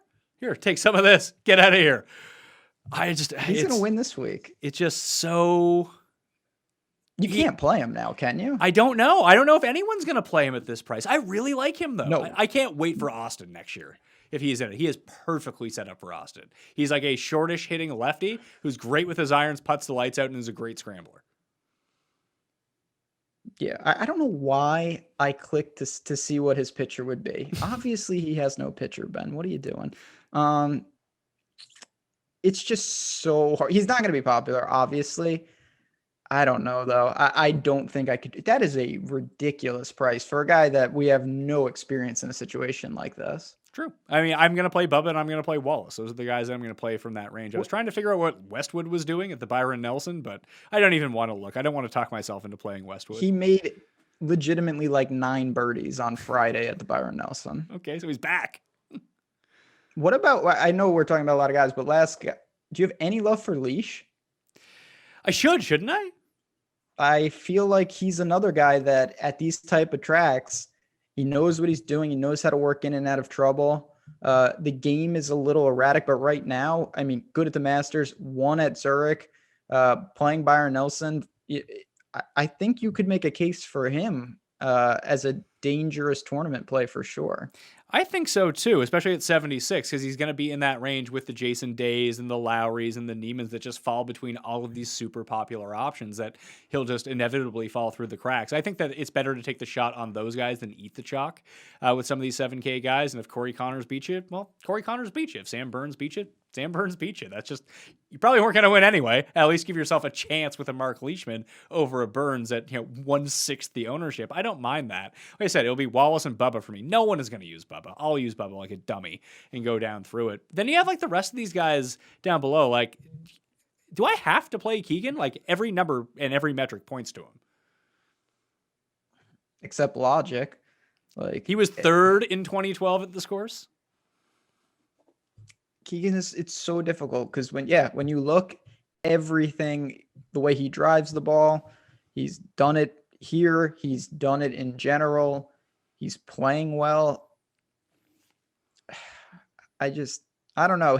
Talk about having a resurgence in some of these metrics. Like Keegan's short game has looked much, much better lately. That's what scares me a little. Like, can his putter hold up? I mean, it's been great for like a month now. You just ride the wave. It's kind of like Billy Horschel in a weird way, where do you just continue to try to ride the wave and maybe this is his best shot at a major? Billy Ho, God, that would be in the Jimmy Walker bucket. We were just talking about that. I don't know if I'm going to get there because there's a compelling case you can make for a lot of these guys. So like Hoffman and Homa and Keegan, I think are going to generate a lot of ownership, and I'd be hard pressed to talk you out of those. Probably won't get on anyone besides Keegan of that bunch. And then down below, I'm going to play Kim. It's a major and it's a Pete Dye course, so auto click next to his name. But then you also have Bobby Mack, who's having another nice run over at the British Masters this week. He's $7,000 coming off a great Masters. He definitely has the distance. He can play in the wind. He's a Scottish player. He knows how to play these style of courses. I'm going to play him. I bet him back in December to win this event at 175-1. No reason for me to start passing on him at this point. I do like his game for this course. But they just have a bunch of weird randos in this range too. Hey, Ben, this is a coastal course. Does that mean you're playing Aaron Wise? Not only is it a coastal course, but Aaron Wise has been much better lately, except with the putter. Go to OHL, where he was runner-up. Dominant. That was one of his best finishes on course. Some of these pass, whatever the hell this thing is called, I think could mitigate those struggles. So I actually am going to play Wise. He's been good. This is the best Wise has looked in a long time. But then you have sort of the polar opposite of Aaron Wise, who also plays really well at coastal courses. And when he's running great, he hits a ton of fairways and has some of the best irons in the field. And no one's going to use Russell Henley. But this doesn't scream Russell Henley track, but it just all depends on how he's hitting his irons that week. And when he hits them well, he's one of the 10 best guys in the field with his irons. Oh yeah, I mean when he's hitting it well, he's been fantastic. But it hasn't been super good lately, and that's putting it mildly. I worry about a little the course in general in terms of the length. When I think of Russell Henley, I think more, Honda than this, but maybe there is something that he can handle it. And yeah, the coastal aspect, obviously, that is something that we have to consider. Well, you say you think Honda and Sony Open and OHL for Henley. Those are the exact same fucking course that Aaron Wise plays well. That's true. That is true. But Aaron Wise likes Quail Hollow. That is probably messing with my mind a little bit because Aaron Wise is seemingly taken to that a couple years in a row. To tell you my stat model is broken, I lied. Keegan Bradley is actually third in the modeling. Victor Hovland. He goes first? Higo is unranked because he has no PGA statistics to speak of. Hovland is actually number 1. Keegan is number 3. Charlie Hoffman is number 5. Cameron Tringali is number 7. Coming in at number 2, Ben, Chris Kirk. What are we doing? What do we do with these guys that play well week in and week out? But we don't see at the Masters, or we don't see at WGCs, but we see them at these events where all of the top guys aren't there, like Kirk, like Tringali, even Cam Davis to a certain extent. I don't know what to do with these guys. Yeah, it's very difficult. I will say, and maybe this is more of in my mind than reality, that the PGA Championship specifically is more of a bridge between those than the other ones. I think it's more possible and likely for just standard decent PGA Tour players like Chris Kirk and some of these guys to keep those results kind of translated over to a major. Whereas you send them to the Open, I mean, that's a weird, tough ask, and it usually ends very poorly. How well does Kuchar have to play this week at the Byron Nelson to become chalky at the PGA Championship? Oh, I mean, he's playing really well. Chalky. So I think in general, this range is going to be pretty dead. You just got a lot of guys I don't think people are going to be drawn to, probably because I play him. Griot, Ricky, Keimer, Kisner. I don't see any of them making a ton of noise. Maybe Kuchar will pick up some ownership, but I think most of the ownership is going to be in the mid-7s. In the mid-7s. Yeah, and then you're going to have that Hoffman-Keegan range as well. Those two guys in particular are going to be very highly owned. And I think that people will play Siwoo, as they should. Yeah, I mean, his price, we haven't seen Siwoo this low outside of majors, and every time he's at Augusta or these places, he shows up. Siwoo's just good. Yeah, I mean, he's a candidate to come dead last in this field and withdraw, but more often than not, he's going to finish inside the top 25 at least. I mean, I feel more comfortable with him than people going to Cameron Champ because they think that like these other guys aren't going to be able to reach the hole. Yeah. Like, sure. Good luck with all that. So between all of your favorite players in the world, you have Griot and Fowler at $7,000. Like they both, is that your anchor on each one of your teams?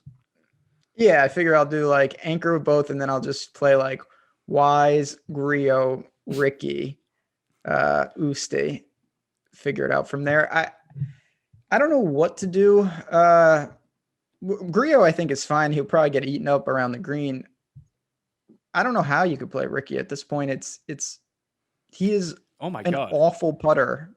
You know, if I play, Like, he's not, if you play Bryson, Spieth, and Morikawa in the same lineup, you still have $6,700 left over per player. That's all my teams. That's my build right there. Who cares about anything else I've said? That's my lineup. Phil and Sammy Valimaki and Rasmus. There you go. Oh, Wacky Valimaki enjoys himself a tough course, by the way. Those are the only places he does well. I bet he does. This is going to be very interesting because you've mentioned, there's some Euros. The lower range, the 6K range in this tournament is messed up because you've got 20 guys that have no chance. Then Euros have pretty much scattershot all over the place. So you have an interesting dynamic of who is left when you go to the cheapies. Yeah, I think you could play. I mean, I wasn't dead serious about playing all my lineups that way, but I do like that start. If I know it just seems very counterintuitive with the type of players that I put in there, but I just think that those three players in general are going to do really well. It's weird that you can play the fifth, sixth, and seventh most expensive guys and still make a lineup that you probably don't hate. Like, let's talk about the sixes and let's start at the bottom. What number do you have to get up to in price point before you see someone that you would actually consider playing? Because for me, it is do I really want to play Patty Harrington? Probably not. Werenski, Duffner, Hadwin at $6,300. I know he's not playing well, but if this plays hard, I think that's a good thing. Okay, so I'm starting at the bottom. Who the hell is Larkin Gross? That's a name. Joe Summerhays. Is that a Daniel Summerhays? That's Daniel Summerhays, but off steroids. Off steroids. Okay. Going up, Aaron Y, Brandon Stone. Yeah, Hadwin at 60. Now, he's the first real name, right? Yeah, the first guy. At least I have a decision. Coetzee. I love that guy. Boy, Denny McCarthy is $6,200. Can he gain 14 strokes putting to make the cut? All right. I know I was saying before, like, obviously all these guys can reach. Brian Gay might have a problem reaching. Like, if he does well here, I'll have to cancel. Chan Kim is here. Yeah. Chan Kim's a real player. We've never really seen it on the PGA Tour yet. Is Chan Kim, who's the guy that got suspended for a year? You remember that? Wasn't that Xingzu Zhang for cheating? No, that was in China. There was a guy who he flipped someone off on the Korean Tour. It was either Chan Kim or Bio Kim. You remember Bio Kim? I don't. Who was the guy who had the really crazy swing? What was his name? No, something Park, I think. Hold it on. Was something. I hate suspended Korean Tour golf. Let's see. I think it may have been Chan Kim or it was Biodome Kim.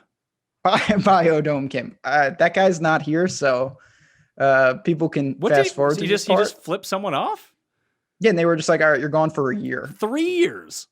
3 years. Look at that. The whole the Olympics will be on again before he's back. Like, that's insane. Yeah, he won't even have a chance to play himself at a military service.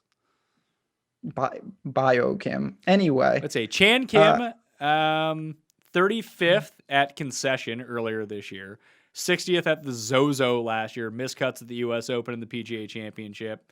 He did come 11th at the Open Championship in 2017. Like, if he only plays WGCs and majors because he gets in because of the Korean Tour, but no is my answer. No, I don't think there's a couple guys like that. Kanaya is another one. You don't really see him outside those. So the thing that kills me, EVR is just, to me, the answer's got to be no. I feel like he would be a good course fit, but he is playing so bad. Can't do Noren, it. though. Noren. So this is something else, the conclusion that I came to the other day. Is Noren now a guy that only plays well at really easy courses? I didn't get much right at Byron Nelson, but yes, I that was one thing I was able to identify. Noren used to be like, oh my God, super grinder. Noren now is built to shoot like 30 under with like 6 triples. He is crazy all of a sudden, but I do think if he has a big time finish at Byron Nelson, he's someone that could create some buzz in the mid 6s. Well, that's good. I mean, I have nothing for or against Noren. He didn't really pique my fancy whatsoever. Then you have I'm such a sucker for Tom Lewis. I don't know why, but Tommy boy. He's $6,400. Stricker, $6,500. He was T11 in 2012. He was also in his 40s at that point, not his 50s. I mean, on paper, Ben An should be good here. I would love to. I don't know. Honestly, the guy who I say whack-a-mole all the time with golfers, the original guy that I thought that with was Dylan Fratelli. Fratelli can get himself around the greens. Not necessarily putting, but he gets it up and down. He's a good chipper. That guy, talk about losing strokes off the tee, but he's also like a great driver. So I don't really understand what goes on. His irons can get as hot can be. And even with his putter, crazy dangerous. So I think it's a very low outcome that you get a good result. But if you told me there was one guy in this range that exploded, I would say it would be Fratelli. Well, just trying to think here. Like 5th at the Masters, just randomly. Yeah, you know who else is like that is the Jazz Man. Yeah, the Jazz Man, when he exploded on the scene, I didn't know who he was. Like, I was just like, there's a guy with the name Jazz. This is insane. Hey, I have a trivia question for you. Do you remember who was leading the PGA Championship after 2 rounds a year ago? At Harding Park? Yeah. You might remember that he was on the practice range till like 1 o'clock in the morning.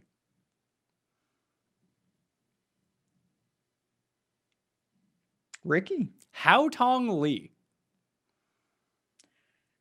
So I remember these things. I never, ever would have got that. What do you think Hao Tong Lee is ranked in the world right now, today? What is he ranked? Yeah. I'll say 79th. 282nd.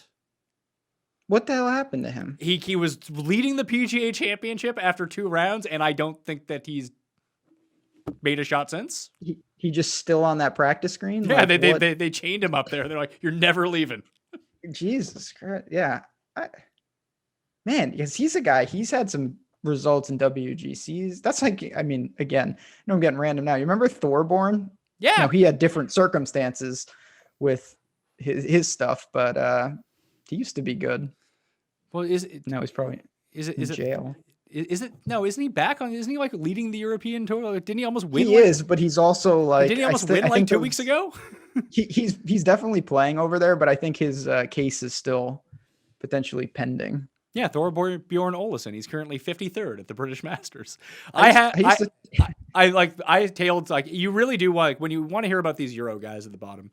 Monday evening, Sky and Tom are going to have the European Tour picks and bet show. I don't know if we're going to get a winner out of it this week, but I have the guy in first and 2 guys in second place right now based off their picks. So they've hit 2 winners in the past month anyway. They're really kind of treading me water over here. Listen, getting a lean on the Euro guys can be a huge edge. It's always a mystery of how they'll translate. Like Rasmus is a guy that people want to play and they've tried, and it really doesn't work too often. But then you've got Peters and Wiesberger and guys with, Bez is here. There's some experience at the top end of the 6s. Peters missed the cut on the number at the Byron Nelson. Gained off the tee, gained around the greens, gained a bunch on approach, lost almost 4 strokes putting. I mean, that's par for the course for Thomas Peters, but I would not be afraid of him here. I think he's one of the better players in the 6s. Yeah. And Thomas Peters, when Thomas Peters gets going, I mean, he's someone that is absolutely live to win. I don't care who's in the field. So I will definitely get over on Peters because I don't think it's going to take much. No, especially because of the performance this week. The other ones to look at, and this is kind of strange, But just based on what I saw, so here's some numbers for you. Where can I pull these up? I wrote them down. Now I can't fucking find them, of course. So all these guys finished inside the top 11 at Kiowa Island Ocean Course in 2012 in the PGA Championship. Like I said, throwing Rory out because of an outlier great performance from Rory, like that's not going to tell you anything. It's say, oh yeah, Rory played great. Well, he was the best player in the world and he played great and he won. It's like when Tiger would win a major. It's like, oh yeah, he's just better than everyone else. How did 2 through 10? Is there any correlation between those guys? Maybe we can try to project that out. Tim Clark, 3rd in driving accuracy in the 2012 season. Graham McDowell, 5th in driving accuracy in the 2012 season. Ben Curtis, 7th in driving accuracy in the 2012 season. Blake Adams, who sucks, 27th in driving accuracy in the 2012 season, came inside the top 10 at this PGA Championship. Justin Rose, 28th, came inside the top 10 as well. That leads me, if that's like an actual thing, and that does persist, because they have narrowed the fairways a little bit more in 2021, Brennan Todd could be live here. I see what you're saying. I think that's a very specific set of circumstances that you'll have to build a corner. Like Brandon Todd, if for some reason that is true, that would change the entire narrative of that team. But we could see that. Yeah, I mean, I'm looking now, and I have a trivia question for you. Do you know who was the first round leader in 2012? Brendan Todd. Oh, in 2012? I was going to say Brendan Todd was the first round leader last year at the PGA Championship. First round leader in 2012 at Kiowa Island, Jason Day. Carl Peterson. Oh, he was in the final group with Rory. Your boy. The Swedish porn king. The Swedish porn king just fires a 66 to open. But Todd, Streelman, and who was the other one down here? I guess it's probably not Stricker. Jazzman hits a lot of fairways too. But Streelman and Brendan Todd are both inside the top 10 in terms of driving accuracy in this field. And Todd just can't hit his irons right now, which, is probably not good. But he's an elite putter. He's elite around the greens, and he's elite at hitting fairways. If this gets into, his irons are so bad, but he's able to scramble himself out of it, and it's not Every like he's time. missing cuts. Like I said, I get the narrative. I would probably, I'll be honest, the 2 South Africans, Charo's playing great golf right now. And Seabez? 68. Bez, elite putter. Like, I know I hate to say that, but he is. And he's so good around the greens. And then Grace. Grace is 68. I think you have 3 South Africans that are worth serious consideration in the mid to upper 6s. I think I can do Seabez, Peters, and the Todd father. I might have to go that route. I don't know what to make of Burned either. Remember when he was kind of in it at the Masters? Yeah, it was disturbing on so many levels because I always play Burn. He's tough. I personally don't know if he's someone that can handle this again, but he's got some experience. Certainly plays a ton in Europe. I'd probably go for more upside though. He is a legitimate shitty driver of the golf ball. Yes, he is. He's got the old, he's not actually that accurate, and he just hits it. You better be dangerously accurate if you hit it as short as him, but he's not. Yeah, you need to be Brendan Todd off the tee. Yeah, and he is not. Just trying to see model-wise in terms of the numbers. Who pops from down here? Nobody. Varner is probably the highest. I think he's the highest ranked of all of the $6,000 guys. Yeah, he is. Him and Ryan Palmer. Yeah, Ryan Palmer just does his thing. Another guy who plays week. coastal courses really well. Why is he cheaper than Aaron Wise? He's having a better year than Aaron Wise. Don't hate on Aaron Wise. I'm not hating on Aaron Wise. I'm trying to big up hating him. Ryan Palmer, who let me just do some You research. could have said Higo, but you didn't. I didn't. You're right. Ryan Palmer is currently the 31st ranked player in the world. He's been playing. Ryan Palmer has been great, and even at the Masters, he was solid enough. So I get it. I don't. Again, his around the green could be a serious problem, but maybe he can mask that. It's not a problem for Steve Stricker or Ben Ann. It's a problem for Chez Reavie looking at it. Yeah, I really wish there was someone down here I'd want to play, but there's not. That's a huge issue. Bartleby the Scrivener? Jason? $6,300? Party Marty Laird? There we go. You know what? That's actually a guy I would consider. If it gets windy, he's going to be good. He hits all the fairways in the world. He's just real generic across the board. I don't think that he comes inside the top 10, but if you told me that Martin Laird came 37th at this PGA Championship, wouldn't be surprised. And that'd be worth it for $6,300 based on what I could do with the rest of my lineup. Yeah, I mean, there's always that out that if you think you're going to treat this as an invitational because 25 guys have no chance, and you are just like, you know what? This is going to be a duel between Rahm and Rory. Like, okay, now you're locking in. You can get by with just made cuts down here and placement points being more washed away. It's just that's a pretty finite amount of outs, but it can happen. It's funny looking at it right now. I know he's missed 3 consecutive cuts, but Hadwin is kind of the skill set that I'm looking for here, like of the bad players. Like he hits every fairway. He's good around the greens. Guy can putt. Just don't know when. His irons show up once every 4 events. Yeah, it's been a struggle. Yeah, Harry Higgs. Yeah, most of these guys have serious red flags. It's going to be tough. I'm going to have to. This is where it gets difficult. You want to be smart down here. There's a lot of appeal to just start spraying. Most of these guys ultimately not going to find the weekend. I mean, if you just go to the very top of this range, and this is where I think the actual like legitimate guys are, because we mentioned like Kirk and Robert McIntyre at $7,000. If you just go down $100, I can't think of a reason not to play Sink, besides the fact that he's Stuart Sink, but he's just been playing so well. Cam Davis, like he's going to be super popular because this should fit him really well. Ortiz has the scrambling down. Like that has not been a problem for him. It's the rest of his game. Palmer sets up really well. Zach Johnson is scrambling like a maniac. You mentioned Charles. He's at 68. Molinari is like good one week, terrible the next week. You can never really figure it out. But then you have Kevin Na. Like if it's about fairways and not necessarily distance and then scrambling and putting, like he is one of the guys that could spike in 2 of those 3 things. He definitely can spike. Kevin Na is a noted comes out of nowhere, wins more than he should. Like put it this way. Here's how weird Kevin Na is. Missed the cut at the Heritage, where presumably he should play really well. 12th at the Masters. Yeah, I mean, he's got some random number generator to him. And he was, I'm just like looking at random shit. He was second at the CIMB Classic 7 years ago, your Kuala Lumpur style. He just has just weird finishes. And like he won at Sony earlier this season, obviously a shorter, but another coastal track. He was 5th at Travelers, a Pete Dye course last year. He's one of those guys that's like a kind of not necessarily first or last in this kind of situation, but he's definitely someone that could top 15. Oh, Kevin Na always has better top end equity than where he's at. The problem is his missed cut equity is gigantic. So, but isn't really realistically the miscut equity with any of these guys at this price point? Like he is priced like he's not good. That is true. You're not incurring a ton of opportunity cost. I do think like Ryan Palmer, Charles, but yeah, it's a fair point. I like that you were going to throw Charles into the conversation with guys that are top 30 players in the world because he had 2 good weeks. I know. It's Louis, man. Louis just did what he did, and he gave Charles some magic. Now you got me looking at CIMB leaderboards. Prom Misawat.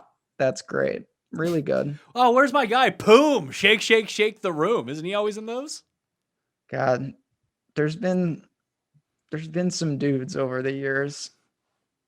Some of these guys. I wonder what happened to some of these guys.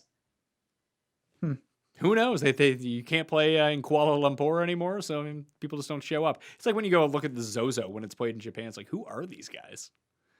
There is one guy. Is it Rikua Hashino? Is that the guy's name? The guy who's like 19 on the Japanese tour that is fucking just lighting everyone up. Every like month now, it's a new guy. What happened to the Thai kid? You remember him? The Thai kid. He was like, isn't that Jazz? No, the other one. The kid was like 15. So, where is he? You don't know that guy? There's a Thai kid. I don't know who you're talking about. I'm gonna find it. Yeah, this is the guy. Yeah, Rikua Hosino. Rikua Hosino. He has won. What's the guy's name?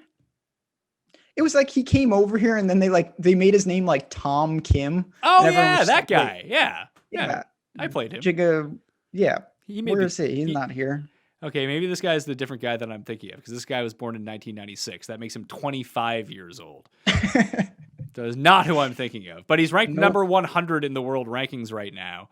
Let's see. He already has a win so far this year. He's won each of the past. He's not the guy that I'm thinking of. That's too bad. Yeah, my guy. There's some super young phenom in Japan right now, though, and I can't remember his name. Is it the guy in the tournament, Kanaya? That might be it. How do you spell his last name? It's where is this guy? I just had him on the screen. Kanaya, Takumi Kanaya. He played in the Sony Open. That could be him. Let's see. He is ranked 81st in the world, I think. He's ranked 76th in the world right now. And he is, of course, it wouldn't list his fucking age, would it? No, he's 22. Yeah, he's born in 98. So he's 22. He won as an amateur, like one of the big events, and then he turned pro. He won the Dunlop last year, which is actually the tournament where most PGA, it's probably the biggest tournament, at least internationally, besides the Zozo over in Japan. Like, he's just running train over in Japan right now. T9, T53, 1st, 16th, 15th, 7th. Like, it's a bad tour, yes, but I think this guy's like a real player. Like I said, 76th in the world. And he's got Tanihara on the bag. Does he actually? No, that would be if he had that, I would definitely play him. Yeah, just put Tanihara in this tournament and I'll play him. The guy has the best grasp of the wind of all time. He smokes 3 cigs at once. He's like, all right, let's put one over here, one over here, get the crosswinds going. He came a top 4 at a WGC before, so why not? How much is this guy? He is really cheap. He is 63, and he does listen. To speak to him somewhat seriously, at least he has some reps over here. Like, he's played in a couple of events. I don't know exactly how good he is, of course, but he made the cut at the Zozo. No, there is no cut at the Zozo. But he didn't withdraw. That is the key thing. He's actually gained on approach. He gained at the U.S. Open, Zozo, and Sony, and putted well. Sucks at driving, though. Yeah, it could be an issue. Yeah, that could be a bit of a problem. All right, so let's not play him. I think we've talked about enough of these guys. We've gone on for almost 2 hours here. But this is the reason I released this show early, is I kind of want to talk about everyone and just get a grasp of how the pricing works, how I can kind of construct lineups. But honestly, that build that I talked about, that's like Bryson, Spieth, and Morikawa, like if you didn't want Bryson or you didn't want Spieth or Morikawa and take one of them out and drop down to like the Cam Smith range, even the Hovland, like Hovland fits that lineup perfectly too. And then all of a sudden you have like 6,900 left per guy. You can make that work pretty easily.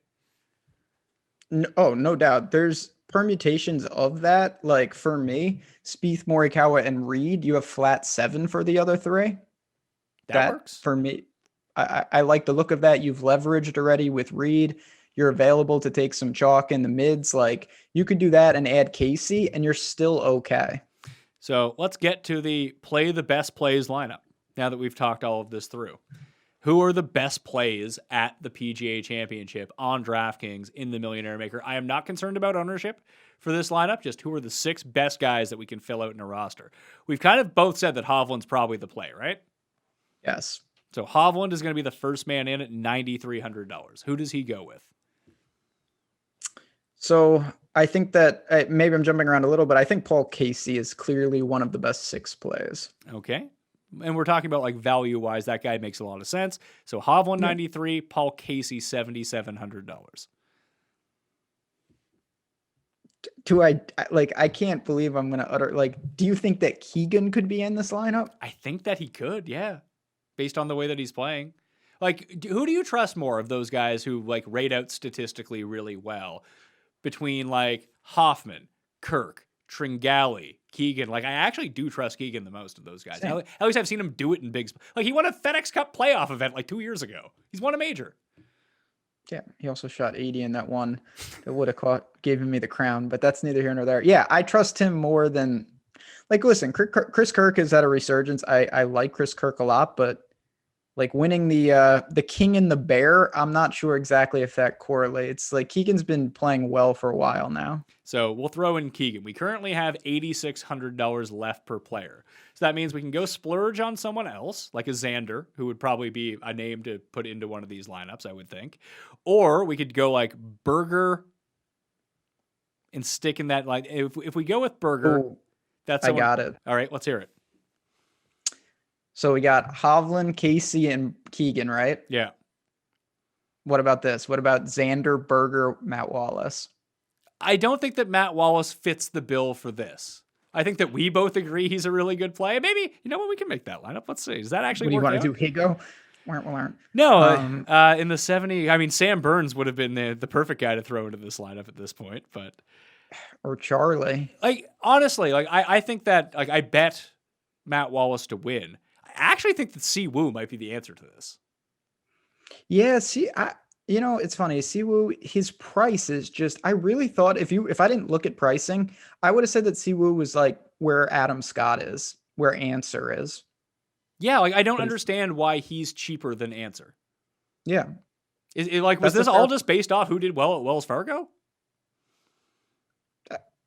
I mean, I'm stunned that he's down there based off really not much of anything. So maybe we do that. I can live with that. And that leaves $200 on the table. So we got Hovland, Xander, Berger, Casey, Keegan, Siwoo. Now, when I built the lineup before in the play the best plays lineup, that had, and now I closed it because, of course it's me, and that's exactly something that I would do. It was, so let's see how different this is in the play the best plays lineup. So Xander, Casey, and Berger were all in that lineup to begin with. So those were 3 holdovers from now we're in version 2 of the play the best plays lineup. That other one featured Cam Davis, Ryan Palmer, and Jordan Spieth.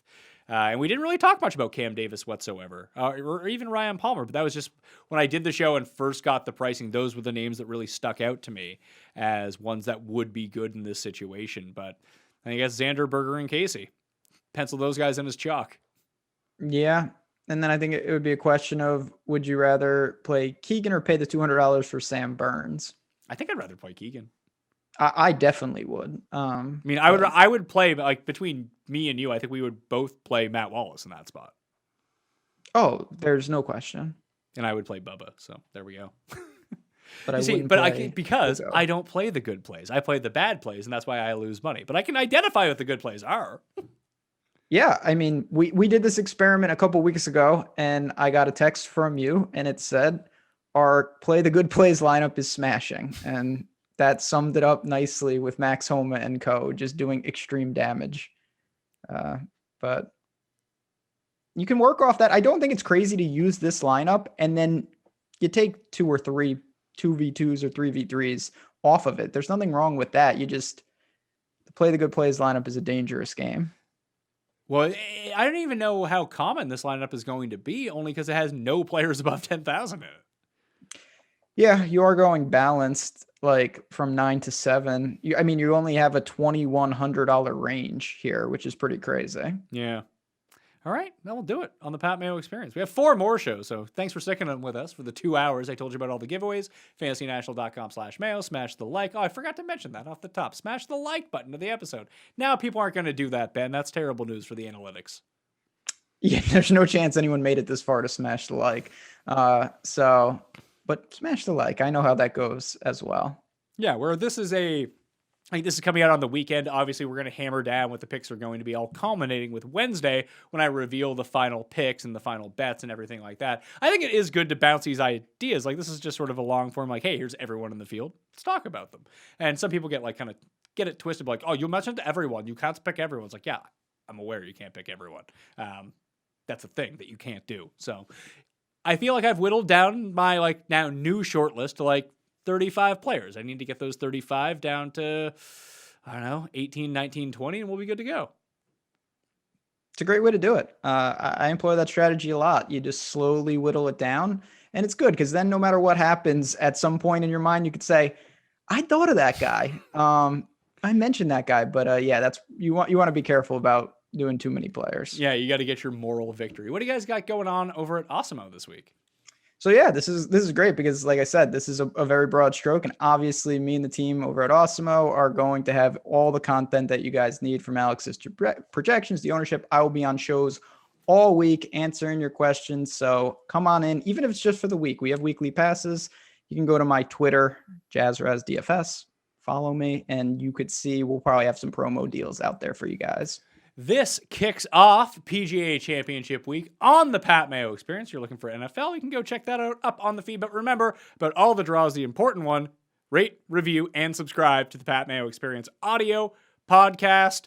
And leave that 5-star rating, Twitter handle, email address. Get you 10 entries into that draw where I'm giving away a $200 entry. A few $33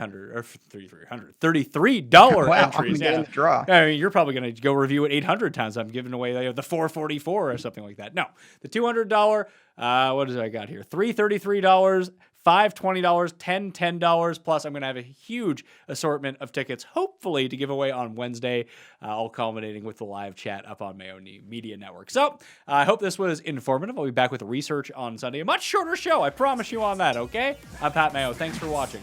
I'll see you next time. Pat Mayo Experience! Experience!